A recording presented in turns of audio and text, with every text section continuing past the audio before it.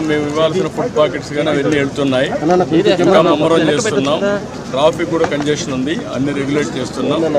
చివరి ప్రాంతానికి కూడా వెళ్లాల్సిన అవసరం ఉంది. కొంతమంది పేషెంట్ కూడా ఉన్నారు, పిల్లలు ఉన్నారు, కొంతమంది ముసలోళ్ళు ఉన్నారు, వాళ్ళు కూడా తీసుకురావాలి. ఎవరు కూడా ప్యానిక్ రియాక్షన్ అవసరం లేదు. అందరూ ఓపిక పట్టండి. 1 గంట 2 గంటల్లో అందరం ఓపికగా ఉంటే ఇంకా తొందరగా పనులు అవుతాయి. అన్నీ చేస్తానని అభ్యర్థన చేస్తున్నా.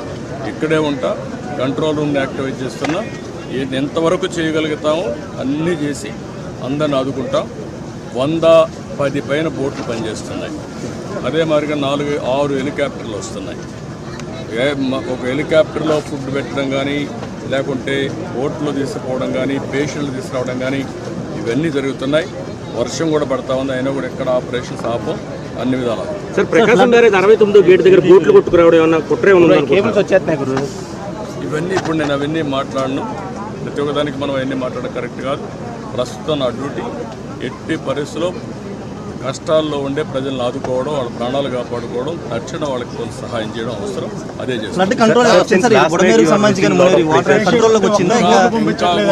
మనకు ఓవరాల్గా అక్కడే ఉంది. 11,40,000 ఆఫ్ వాటర్ వస్తుంది. అది ఎప్పుడు రానంటే నా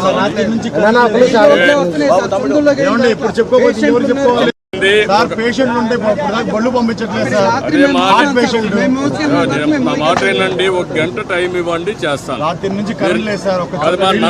మమ్మల్ని ఇబ్బంది పెట్టి, నన్ను ఒక్కడే ఇబ్బంది పెట్టినా కూడా అందరికి న్యాయం చేస్తాను.